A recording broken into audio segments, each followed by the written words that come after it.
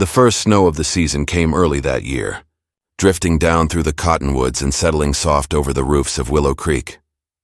The little village, tucked between the red hills and the slow bend of the San Pedro River, was already quiet before the storm, quieter still after it began. Lamps glowed behind frosted windows, and from the livery to the general store everything seemed to hold its breath. Only the church bell dared to speak, its sound rolling over the empty street like a lonely echo of something that once was.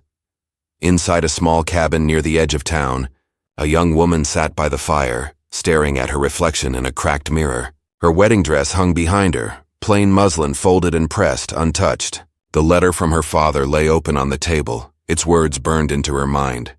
"It's decided. The marriage will bring peace between our families. It's what's best for you." Her fingers trembled as she read the lines again, though she already knew them by heart. The man she was to marry, wealthy, respected, and old enough to have fought in the war, didn't love her. And she knew she could never love him. Outside, the wind moaned through the dry grass, carrying with it a distant sound. Hoofbeats, faint but steady. She lifted her head, listening. Few dared to travel in such weather, not since the raids the summer before. The fear of the Apache still hung heavy in these parts, though months had passed since the last attack. Folks in Willow Creek spoke their name in hushed tones, like the word itself might draw them from the desert. Yet the woman didn't move from her chair. The fear that gripped the town wasn't what troubled her most. It was the thought of the life waiting for her come morning, standing at the altar beside a man she barely knew, saying vows she didn't believe in. She looked toward the fire again, its light flickering across her face. "A loveless marriage," she whispered, her voice hollow. What kind of peace could come from that? The door creaked behind her. Her father stepped in, shaking the snow from his coat. His boots left dark prints on the floorboards. "You should be resting," he said gently, though his tone held that kind of finality that left no room for argument. "The preacher rides in at dawn. The men will come early to prepare the church." She nodded but said nothing. Her father's eyes softened. He meant well, she knew. His farm had struggled since the drought, and the deal with the neighboring rancher meant security. For him, for her, for the land. But it didn't change the ache twisting inside her chest. She wasn't afraid of hard work, of the prairie storms, or even the danger that came from living so close to Apache country. But to live without love, that frightened her more than anything. After he left, she rose and went to the window. The snow was falling harder now, blurring the outlines of the corral and the windmill beyond. Through the storm, she thought she saw movement near the tree line, a shadow tall and still, watching. Her breath caught. She leaned closer, pressing her hand to the cold glass, but the figure was gone. Only the snow moved now, swirling like white ghosts in the night. By morning, the storm had passed. The town came alive again, wagons rolling in, bells ringing, voices calling out. The church stood dressed in winter sunlight, wreaths of pine at its doors. She stood inside, pale as the frost outside, her hands clasped tight. Her groom-to-be stood near the altar, his expression proud but distant, the kind of man used to getting his way. Around them, whispers filled the pews, people murmuring about the match, about the promise of peace it might bring between the rival ranchers. But as she looked out through the church window, her thoughts drifted far beyond the walls. She saw the red hills, the dry desert beyond them, the horizon where the land met the endless sky. Somewhere out there she imagined the Apache still rode, wild, free, and untamed. To most they were enemies. To her, they were something else entirely. A symbol of what she'd never had. Freedom. Choice. A life that belonged to no one but herself. The preacher's voice broke through her thoughts. "Do you take this man?" He began, but she barely heard him. Her heart was pounding too loud, her breath too shallow. She looked up, and for a moment her eyes met those of the man across from her. He smiled faintly, certain of her answer. The room felt smaller with every second, the air thick, stifling. Her lips parted to speak, but before she could, the church doors burst open. A rider stood in the doorway, snow and dust clinging to his coat. His horse, lathered and breathing hard, stamped against the floorboards. Gasps filled the room. The rider's face was partly hidden by his hair, dark and windblown, his skin marked by the sun. An Apache. The word spread like wildfire through the church. Men reached for their guns. The preacher froze mid-sentence. The Apache didn't move at first. He scanned the room, his eyes sharp and unyielding until they found hers. For a heartbeat, the world went still. She didn't know his name, but something in his gaze, steady, fierce, and strangely familiar, sent a shiver down her spine. He raised his hand slowly, not toward the men, but toward her. "She's not his," he said, his voice deep and accented, each word deliberate. "Not yet." Chaos erupted. Her father shouted. The groomsmen drew their revolvers and the preacher stumbled back from the altar, but she couldn't move. The sight of the Apache standing there, defiant, unafraid, alone against the town, rooted her to the spot. The groom reached for her arm, but she pulled away without thinking. "Go," her father yelled at the stranger. "You're outnumbered." But the Apache didn't back down. His eyes stayed locked on hers. "You don't belong here," he said to her quietly, almost as if he'd known her all his life. "You know it too." The gunfire came next, sharp, deafening, and wild. He turned his horse, taking cover behind a wagon outside, returning fire with precision. The men inside shouted for reinforcements, and the crowd scattered. Amid the noise, she stood frozen, heart racing, the weight of everything, her father's words, her vows, her fear, collapsing all at once. When she finally moved, she didn't think. She just ran, out through the side door, across the snow-packed street, toward the sound of the fight. Bullets cracked through the air, splinters flying from the wagons. The Apache caught sight of her and shouted for her to stay back, but she kept going. One of the ranch hands fired from the saloon steps and the bullet grazed the Apache's shoulder. He staggered, gripping the wound, but still managed to pull her behind the horse before the next shot came. "Why did you come here?" she cried, her voice trembling. "Because you didn't want this," he said through clenched teeth. "And because I owed you." Her mind spun. She didn't understand. She'd seen his face before, she realized suddenly, in a fleeting moment weeks ago, when she'd stopped by the river and found a wounded warrior lying half dead among the reeds. She'd given him water, tended his wounds, and told no one. And now here he was, bleeding again, but this time for her. Voices rose from the street behind them. Men were coming fast. He lifted her onto the horse, his movements quick despite his injury. "Hold on," he said. "If they catch us, you'll never be free." She hesitated only a moment before wrapping her arms around him. The horse surged forward, hooves pounding over frozen ground, carrying them away from the church, from the town, from everything she'd ever known. The wind tore at her hair, and tears stung her eyes, not from fear, but from something deeper, something she couldn't yet name. Behind them, the bells of Willow Creek began to ring again, louder this time, echoing across the valley. But she didn't look back. The road ahead was long, uncertain, and dangerous. She didn't know if the Apache meant to save her, protect her, or lead her into a world even harsher than the one she'd left behind. All she knew was that for the first time in her life, her heart was beating for something real. And somewhere deep inside, she feared that the price of her freedom might be the life of the very man who gave it to her. The horse ran hard across the frozen plains, its breath steaming in the cold air. The young woman clung to the Apache's back, the world blurring into streaks of white and red as the dawn spread across the desert. The wind bit her cheeks, but she didn't dare loosen her grip. Behind them, faint shouts still echoed from Willow Creek. The men on horseback, her father's voice carried by the wind, the distant crack of a rifle. But the further they rode, the more it all faded, swallowed by the endless wilderness stretching out before them.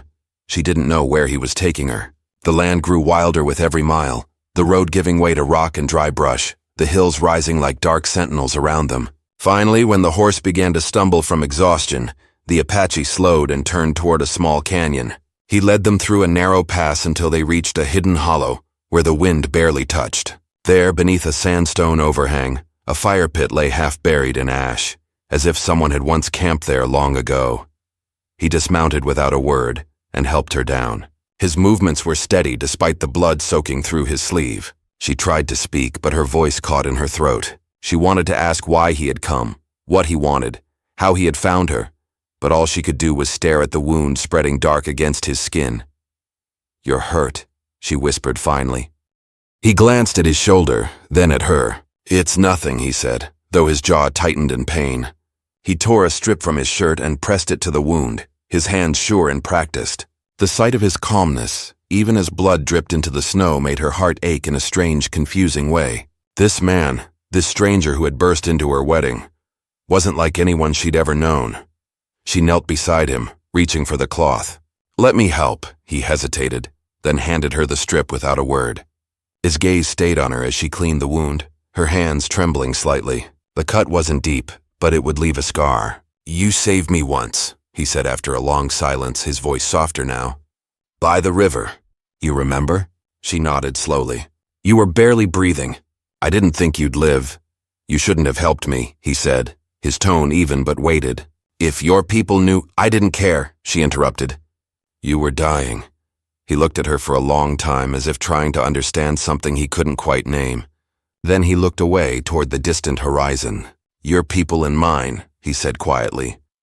"We don't save each other." His words lingered between them, heavy and true. She finished tying the cloth and sat back. For a while neither spoke. The fire crackled low, the smell of smoke and cedar filling the small hollow. In the quiet, she found herself studying him. The scars on his hands, the lines at the corners of his eyes, the way his every movement seemed carved by discipline and survival. He looked no older than 30, but his eyes carried years of hardship she couldn't imagine. "You shouldn't have come for me," she said after a while. "They'll come after us. I know. And if they find you—" "They won't," he said simply. She frowned, glancing toward the canyon's mouth. "You don't understand. My father has men, and the man I was supposed to marry, he won't let this go. He'll come after you." The Apache's expression didn't change. "Let him." His calmness unsettled her more than any threat could have. He spoke as if the danger meant nothing, as if his life and hers were already bound to something beyond choice. She turned away, hugging her arms around herself. "You don't even know me," she said. "Why would you risk your life?" He was silent for a moment before answering. "Because once, someone risked theirs for me." The fire popped softly, and his words hung in the cold air like a confession. She wanted to ask more, but the look in his eyes stopped her. Whatever his story was, it carried a weight that didn't belong to her. At least not yet. As daylight faded, the desert began to glow with that strange copper light that comes before dusk. He rose and began to gather dry brush and stones, building a small wall to block the wind. She watched him work, realizing how easily he moved in this wilderness, how naturally he belonged here. Every motion had purpose, quiet, efficient, certain. He had lived a life of danger, she could tell, yet there was a stillness in him that felt almost peaceful. When he finally spoke again, his voice was low. "You should sleep. We'll ride when it's dark." "Ride where?" she asked. "South," he said. "To the borderlands. No one will find you there." She stared at him. "You mean to take me away from everything I know?" His gaze met hers, unreadable. "There's nothing for you back there." She wanted to argue, but the truth of it hit too close. She had no say in her marriage, no freedom, no life of her own. Still, the thought of leaving her home forever twisted her heart. "And what about you?" she asked softly. "What happens to you when they come looking?" He didn't answer. Instead, he turned his face toward the darkening horizon, where the wind whispered through the canyons. "The land takes care of its own," he said quietly. Night came cold and silent. The stars stretched across the sky like 1,000 frozen sparks. She lay wrapped in a blanket he'd given her, staring up at them. Somewhere, far beyond the hills, she knew the men of Willow Creek were saddling their horses, following tracks in the snow. Every creak of the wind made her heart jump. Every rustle in the brush felt like danger drawing near. Yet despite the fear, sleep finally found her. And in her dreams she saw the river again, the place where she had first met him. The water had been low that day, the reeds tall and golden. He had lain half submerged, his skin pale from blood loss, his eyes fluttering open only when she touched his arm. He'd looked at her then with the same steady gaze he'd given her today, as if he'd known this moment would come. When she woke, the fire was out, and he was gone. Panic rushed through her. She scrambled up, scanning the shadows until she saw him leading the horse back from the stream, his hands and hair damp from the water. Relief washed over her so strong it made her knees weak. He looked at her curiously as if sensing her fear. "Thought you'd left," she said, trying to sound calm. "If I left," he said, a faint glimmer of a smile in his voice. "You'd hear the horse first." She almost smiled back but caught herself. The tension between them felt fragile, like a thread stretched thin. Neither of them belonged to the other's world, yet here they were, alone, hunted, bound by something neither dared name. They rode again after nightfall. The desert was a ghostly place under the moonlight, the rocks casting long, sharp shadows. Coyotes called in the distance and the wind smelled of sage and smoke. Hours passed in silence until she finally spoke, her voice barely above the wind. "What will you do when we reach the border?" "Find my people," he said. "There's a place where they wait, hidden, safe. And me? You'll have a choice," he said. For the first time, the way he said it made her chest tighten. No one had ever spoken to her like that. Not her father, not the man she'd been promised to, not anyone. All her life had been decided by others, but this man, this stranger from the desert, was offering her something she'd never been given before. Freedom, even if it came with danger. The sound of distant hooves broke her thoughts. He reined in the horse, listening. She heard it too now. Men shouting faintly somewhere behind them, dogs barking. Her heart leapt. They were closer than she'd feared. He turned the horse sharply, guiding it toward the cliffs. "Hold tight," he warned. The ground grew steeper, the path narrower, rocks breaking loose beneath the hooves. She gripped his waist, her pulse pounding. The sound of pursuit grew louder, voices carried by the wind echoing off the canyon walls. At last, they reached a ledge overlooking a narrow ravine. He swung off the horse and motioned for her to do the same. Below them, a stream shimmered faintly in the moonlight. "Down there," he said. "They'll lose the trail." She hesitated. The drop looked steep, dangerous. "We'll fall." He shook his head. "Trust me." She met his eyes, saw the certainty in them, and nodded. He helped her down the first few feet, his hand steady on her waist, then climbed after her. The descent was slow and rough. Loose rocks slid under their boots, and once she slipped, her hand catching his just in time. For a brief second she hung there, breathless, his grip the only thing keeping her from falling. When he pulled her up, their faces were inches apart. The world around them fell away, the wind, the moonlight, even the chase above. Only their heartbeats filled the silence. But before either could speak, a shot rang out above them. Sparks burst from the rock nearby, and the echo rolled down the ravine like thunder. The men had found them. He cursed under his breath and pulled her behind a boulder. The next shot shattered the stillness, closer this time. "Stay low," he said, loading his rifle with calm precision.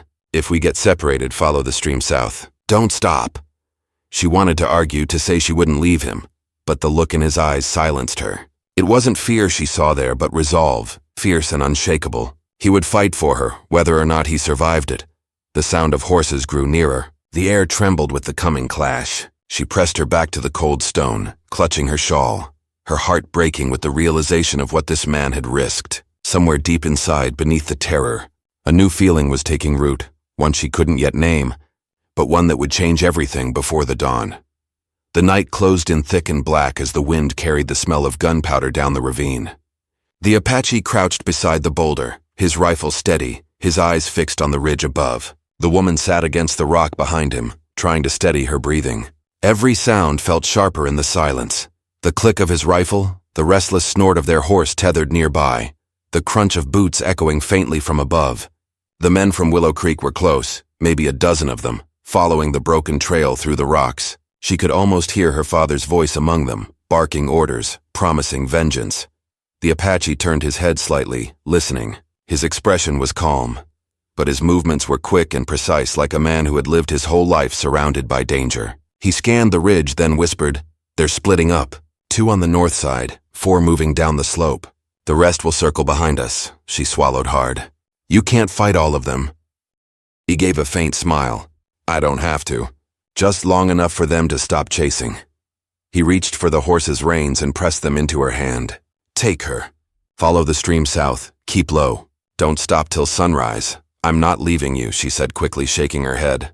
"They'll kill you." He met her eyes, steady and unflinching. "If you stay, they'll take you back. You'll lose everything you've just risked." His words cut deep. She looked at him, saw the blood drying on his sleeve, the dirt on his face, the raw determination in his eyes. There was no fear in him, only purpose. But she couldn't move. The thought of running while he stayed behind felt wrong, unbearable. A shout came from above. "There, by the rocks!" A rifle cracked. The bullet slammed into the boulder beside them, throwing dust into her eyes. The Apache grabbed her arm and pulled her flat to the ground. He fired once, the sharp flash lighting his face for a heartbeat, then again. One of the men above cried out and fell, his rifle clattering down the slope. "Now," he said. "Go!" She hesitated, torn between fear and defiance. But the urgency in his tone left no room for argument. She scrambled toward the stream, her skirt catching on the brush, her boots slipping on the stones. Behind her, gunfire erupted again, echoing through the canyon. She turned once, just long enough to see him crouched behind the rocks, firing methodically, the muzzle flashes lighting the darkness around him like bursts of lightning. Then she was running, through the shallow water, her breath ragged, her heart pounding. The cold bit at her legs and branches tore at her arms, but she didn't stop. Every step carried her deeper into the wilderness, away from the only world she'd ever known. By dawn, the sky was pale gray, and the gunfire had faded into memory. She stumbled to a stop beneath a twisted cottonwood, her body trembling from exhaustion. The horse had long vanished behind her. She sank to her knees beside the water, unsure if she'd escaped or simply lost herself. The desert stretched around her, endless and silent. For the first time since they fled Willow Creek, she let herself cry. She didn't know how long she sat there before she heard it, the soft rhythm of hoofbeats. She stiffened, fear twisting through her chest. But when the rider appeared over the rise, it was him. The Apache looked worn, his face streaked with dust and blood, but he was alive. Relief washed over her so strong she could barely speak. "They're gone?" she whispered as he approached. "For now," he said. He slid off his horse and knelt beside the stream to drink, wincing slightly as he moved his wounded arm. "They'll search west first. We'll go east." She looked at him, guilt heavy in her voice. "You could have left me. You should have." He looked up at her with quiet certainty. "You saved me once. This makes us even." They rested only briefly before moving again, the desert sun rising behind them. By midday, the land began to change, rock giving way to scrub, the air growing dry and still. They passed through abandoned camps, the remains of old wagons half buried in sand. She noticed the way he watched the land, reading signs invisible to her. The tracks of deer, the ash of old fires, the distant spirals of vultures. Every step he took seemed guided by instinct. As they walked, she began to notice things she hadn't before. The scar across his left hand, old and white. The small charm tied to his belt, carved bone smoothed by years of handling. And the way his expression softened when he looked out toward the horizon, as though some part of him still belonged to a place beyond her understanding. When they stopped that night, she built the fire while he gathered brush. Neither spoke much. The silence between them was no longer uncomfortable. It was heavy with unspoken thoughts. Finally, as the flames flickered low, she asked, "What will happen to me if they find us?" He looked at her from across the fire. "They'll take you back," he said quietly. "Your father will forgive you because he'll think I forced you. But the man you were to marry, he won't forgive. He'll make sure you remember it for the rest of your life." She stared into the fire, her throat tight. "And what if I stay with you?" He hesitated, then said, "My people wouldn't trust you. They've lost too much to your kind. So I don't belong anywhere," she said softly. He didn't answer, but she saw the shadow that passed through his eyes. The truth hung between them. Two worlds at war, and they were caught in the middle, paying the price for choices neither of them had wanted to make. As the night deepened, a sound drifted through the canyon, distant drums, faint and rhythmic. The Apache rose, his face turning toward the sound. "They're near," he said. "My people," she stood too, uncertain. "Will they help us?" He looked at her for a long time before answering. "They'll help me. They'll have to understand first." When they reached the camp hours later, the sky was pale with dawn again. The settlement lay hidden among the rocks, small fires burning between scattered shelters. Women and children watched silently as they entered, their eyes wary, curious and cold. A few men stepped forward, weapons at their sides. One of them spoke sharply in their language, his gaze fixed on her. The Apache replied in kind, his tone calm but firm. The other man's eyes narrowed, then flicked toward her again. She felt the weight of every stare. She was the outsider here, the reason they'd risked being found. An older woman approached, her face lined but her eyes kind. She said something softly to the Apache, then gestured for the woman to sit by the fire. Reluctantly, she obeyed. The woman handed her a bowl of water and herbs, motioning toward her blistered hands. The kindness caught her off guard, and she murmured a quiet thank you, though she wasn't sure the woman understood. As the hours passed, the tension in the camp eased, but not completely. She could see the way some looked at her, distrustful, guarded. When the Apache returned from speaking with the elders, his face was unreadable. "They'll let us stay for a few days," he said. "But after that we move on. Because of me," she said. He didn't deny it. "They've seen too many promises broken, too many villages burned." She felt the sting of guilt but said nothing. The silence stretched until he finally added, "They asked why I came for you, why I risked it. I told them the truth." She looked up. "And what is the truth?" "That you didn't belong to them," he said quietly. "That no one does." The words settled deep inside her like a seed finding soil. For the first time, she saw him not as a rescuer or a stranger, but as a man who carried his own loneliness, one that matched her own. That night, as the camp slept, she sat awake watching the embers fade. The sound of the drum still echoed faintly in her mind. She thought of her father, her town, the church bells that had once promised a life she no longer wanted, and she thought of this man beside her, who had risked everything for a woman he barely knew. But just as her thoughts began to quiet, a distant sound broke through the night, a gunshot, sharp and echoing from the canyon's edge. The Apache was on his feet instantly, his hand on his rifle. Shouts followed, men scrambling awake, women pulling children close. Another shot rang out, closer this time. She looked at him, fear rushing through her. "They found us?" He didn't answer. His eyes narrowed toward the dark ridge. They never stopped looking. He turned to her quickly. "Stay with the others. Don't move until I tell you." She grabbed his arm. "You can't face them alone again." He met her gaze, and in that moment there was no room for doubt. "It's not just them anymore," he said. "It's my people too. If this becomes a fight, no one will walk away free."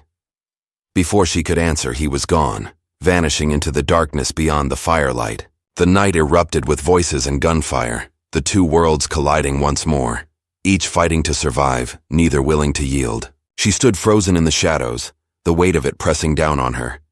She had become the reason for this battle, the spark that set it all aflame, and as the first screams echoed through the canyon, she knew that whatever happened next, there was no turning back. The price of freedom was already being paid, and before the sun rose, she would have to decide which world she truly belonged to.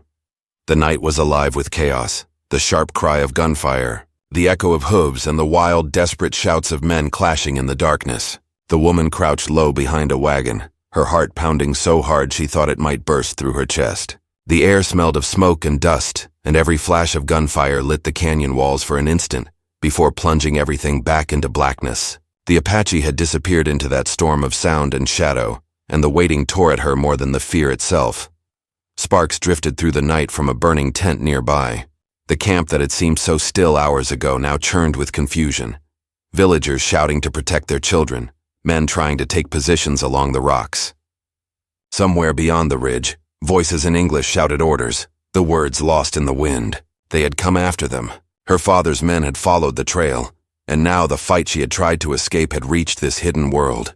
She pressed a trembling hand to her mouth, fighting to steady her breath. A young Apache boy ran past her carrying a bow that looked too big for his small arms. He vanished into the smoke before she could stop him. The sound of rifles cracked again and a scream followed. She turned toward it, but the night was too thick, the shadows alive with movement and firelight. Every instinct told her to hide, but something stronger pulled her to move forward, to find him.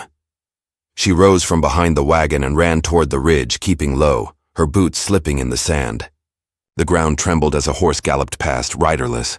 The smell of burned powder filled the air. She could hear English now, familiar voices cutting through the noise. "Fan out! Don't let them circle around!" someone shouted. Then closer. "Bring the woman back alive!" Her heart froze. They were after her again. The sound of her own name ripped through the night, shouted by her father's foreman, a voice she'd grown up hearing on the ranch now filled with fury. She ducked behind a rock just as a bullet struck the ground near her feet. Dust stung her eyes. Before she could move, a hand gripped her arm from behind. She gasped and tried to pull free, but the Apache's voice came low and firm. "Quiet." He pulled her deeper into the shadows, crouching beside her. His face was streaked with dirt and blood, his eyes reflecting the firelight. "They're too many," he said. "They've surrounded the north side. If they reach the stream, we're trapped." Her breath trembled. "Your people, they'll be killed because of me." He shook his head. "They fight for their home. Not for you, but you must live. That's the only way this means something." Another shot rang out, closer this time, splintering the rock above them. He pulled her down, his arm wrapping around her shoulders to shield her from the spray of stone. "We have to move," he said. "Follow me."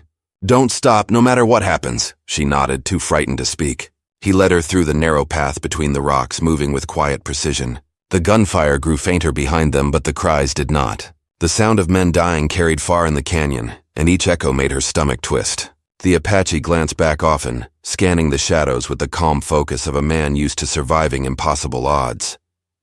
They reached the edge of the camp, where the ground dropped sharply toward the valley below. The moon had risen high, throwing pale light across the cliffs. From there she could see the battle spreading, a chaos of torches and smoke winding through the rocks. Some of the Apache warriors had taken positions on the high ground, firing down at the invaders. Her father's men were advancing cautiously, using the brush for cover. It looked like a storm moving across the desert, small and deadly. The Apache pointed to a narrow trail cutting down the slope. "That way, it leads to the canyon floor. If you follow it, you'll reach the dry riverbed. Keep going until the rocks turn red. There's a cave there. Wait for me." She grabbed his arm. "You're coming with me." He shook his head. "Not yet. They'll follow us unless someone stops them. I'll lead them away." "No," she said, her voice breaking. "If you go back, they'll kill you." He met her eyes, calm even in the chaos. "I've been ready to die before, but I'm not ready to let them take you." For a moment, the noise of the battle faded. There was only the wind, carrying the scent of smoke and sage between them. She saw the truth in his face, the weariness of a man who had lost too much, the quiet strength of one who had nothing left to prove. Before she could say another word, he pulled his hand from hers and turned toward the ridge. "Go," he said. "Don't waste what I've done." She wanted to call out, to beg him not to leave, but her voice caught in her throat. He moved like a shadow back toward the firelight, rifle in hand, his figure disappearing into the chaos. For a long moment, she stood frozen. Then the sound of shouting snapped her back. 2 riders were making their way up the slope, men from the ranch, their lanterns swinging. She turned and fled down the trail. The ground was steep and uneven, and twice she nearly fell. The canyon below glowed faintly with reflected firelight, and the air felt heavy, filled with ash and fear. Behind her, a rifle cracked again, and she flinched as a bullet struck the rock near her shoulder. She ran harder, branches tearing at her clothes, stones cutting her hands. When she finally reached the bottom, she stumbled into the dry riverbed and dropped to her knees, gasping for breath. The silence down there felt strange after the noise above, only the rustle of wind and the far-off crack of gunfire breaking it. She crawled behind a fallen log and waited, her whole body trembling. Minutes passed. The light from the battle flickered faintly on the cliffs above. She tried to pray, but the words wouldn't come. All she could think of was him. Up there somewhere in that fire, fighting men who would never understand why he had risked his life for her. Then she heard something. Footsteps approaching, soft but steady. She held her breath, her hand closing around a broken branch beside her. The figure appeared at the bend in the riverbed, limping slightly. It was him. Relief flooded her chest so strong she nearly cried out. He sank to one knee beside her, breathing hard. "They're pulling back," he said between breaths. "Your father's men lost their way in the smoke. But they'll come again when the sun rises." She reached out, touching his arm gently. His sleeve was soaked with blood again, fresh this time. "You're hurt," she whispered. "It doesn't matter," he said. "We have until dawn." He leaned back against the stone, closing his eyes for a moment. The exhaustion in his face frightened her more than the blood. He'd been fighting since the night before, carrying the weight of 2 worlds on his shoulders. She tore a piece of her dress and pressed it against the wound. He didn't flinch, only opened his eyes and watched her quietly. "You shouldn't care for me," he said softly. "Your people will never forgive it." She shook her head. "Then they don't know what forgiveness means." The words hung in the cold air between them. Somewhere far above, a hawk cried, its voice echoing through the valley. The sound made her heart ache. It felt like a warning or maybe a farewell.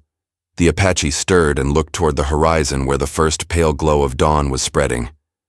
"When the sun rises," he said, "we move. There's an old trail south that leads to the borderlands. If we can reach it, we'll be free." "And if we can't?" she asked. He didn't answer, but the look in his eyes said enough. As the morning light grew, so did the noise from the canyon above. They could hear voices now, the clatter of hooves on rock. The men were regrouping. Smoke drifted down from the ridge like fog, carrying the smell of burned brush and gunpowder. He rose slowly, reloading his rifle. She stood beside him, her hands shaking but steady enough to hold the horse's reins when he handed them to her.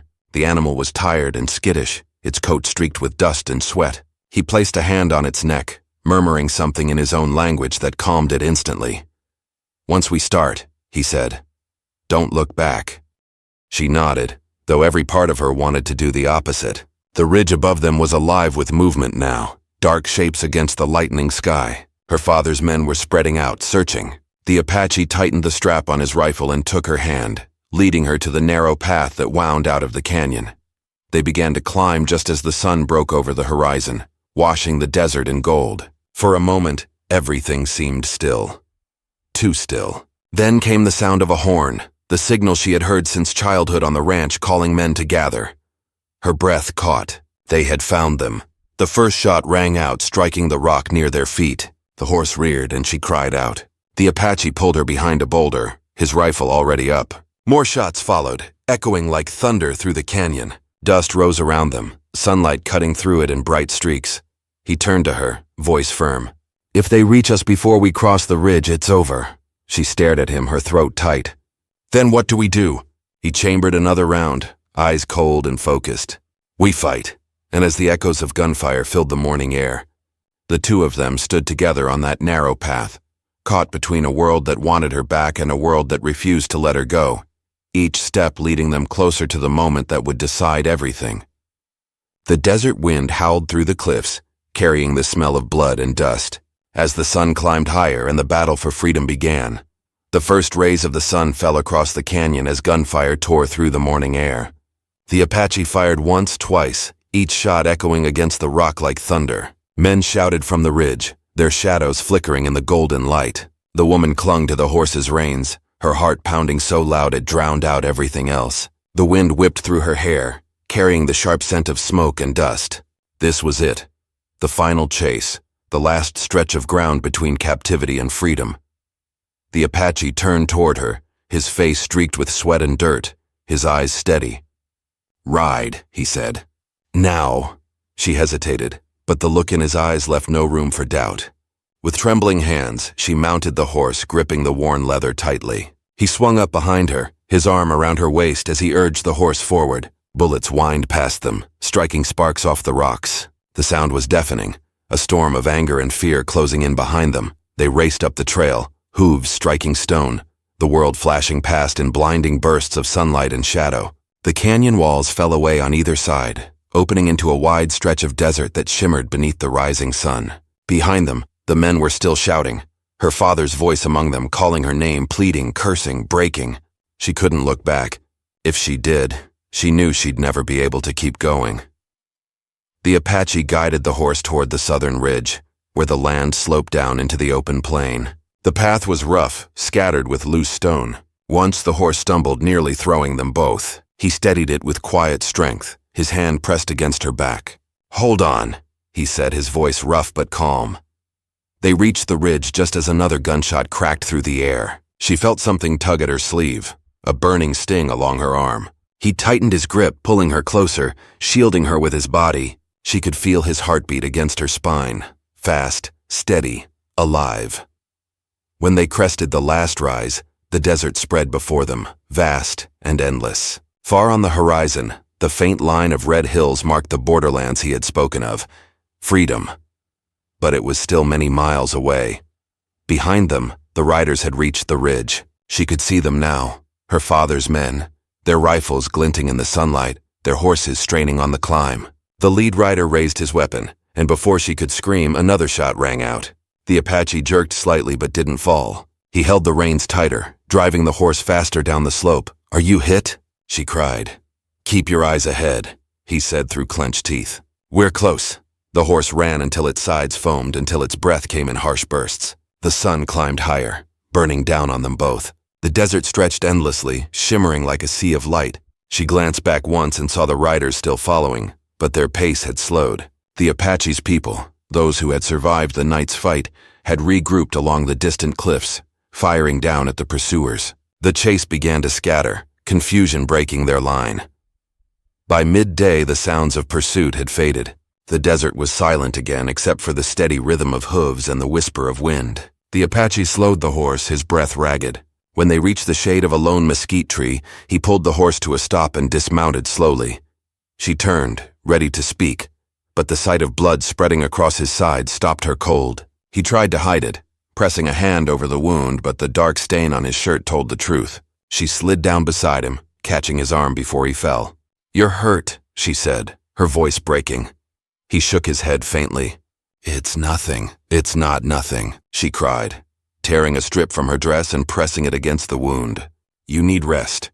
You need—" He caught her hand gently, his eyes steady on hers. "I need you to be free." She felt her throat tighten. "Not without you." The wind swept across the sand, carrying the faint sound of distant crows. He smiled faintly, though his face was pale. "You were never meant to belong to them," he said. "And I was never meant to live in chains." She looked toward the horizon, the red hills glowing in the afternoon light. "If we reach those hills," she whispered, "and we can rest. There must be water there, shelter." He nodded slowly, his strength fading. "Then we ride one last time." Together they mounted the horse again. The journey across the plain felt endless. The sun began to sink, painting the sky in colors of gold and blood. Each mile seemed harder than the last, but neither spoke of stopping. The air grew cooler as the shadows lengthened. And finally, when the first stars began to appear, they reached the edge of the red hills. There, in a small hollow where the land dipped toward a dry spring, they stopped. The Apache slid from the saddle, his legs unsteady. She helped him to the ground, her hands trembling as she laid him against the soft sand. He closed his eyes briefly, his breath shallow but calm. "You're safe now," he murmured. "No one will find you here." Tears welled in her eyes. "You saved me more than once. Why?" He opened his eyes, and in them she saw the quiet fire that had carried him through every hardship. "Because once," he said, "you saved me without asking why." For a long time neither spoke. The night was still, the stars so bright they seemed close enough to touch. The desert wind moved softly through the brush, whispering over the sand like a song. She stayed beside him, holding his hand, feeling the life pulsing faintly beneath his skin. When the dawn came, its light touched the hills in soft pink and gold. The air was cool and clear, and the sound of birds drifted faintly from the far canyon. The Apache stirred, his eyes opening once more. He looked out toward the sunrise and smiled. "The land is alive again," he whispered. She smiled through her tears. "So are you," he shook his head gently. "Maybe for a little while. But you'll live. You'll see more than this." "No," she said, her voice firm despite the trembling in it. "I'll stay here. This is my home now."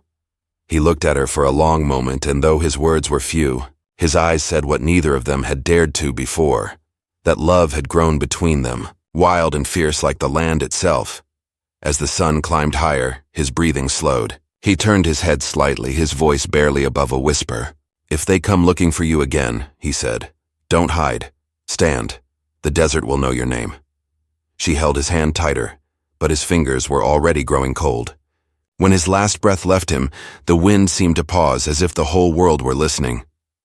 She sat there for a long time, her tears falling silently, her heart breaking and yet strangely full. Around her, the desert stretched endless and golden, no longer empty but alive with memory.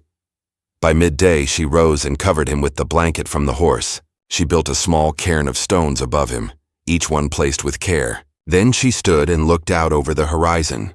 Somewhere out there lay the borderlands he had spoken of, a place of freedom and peace. She took the reins of the horse and began to walk, her steps steady despite the weight in her chest. The sun burned bright overhead, and the road ahead shimmered with heat, but she didn't turn back. In time, the stories would spread through the villages and across the ranches. They would say a woman once fled a forced marriage and vanished into the desert with an Apache warrior. Some said she died there. Others swore she built a home in the borderlands, living quietly under a new name. But those who passed through the red hills sometimes spoke of a lone rider seen at dawn, a woman dressed in plain clothes, her hair loose in the wind. They said she never stayed long, that she always looked toward the horizon, as if searching for someone she could still feel beside her.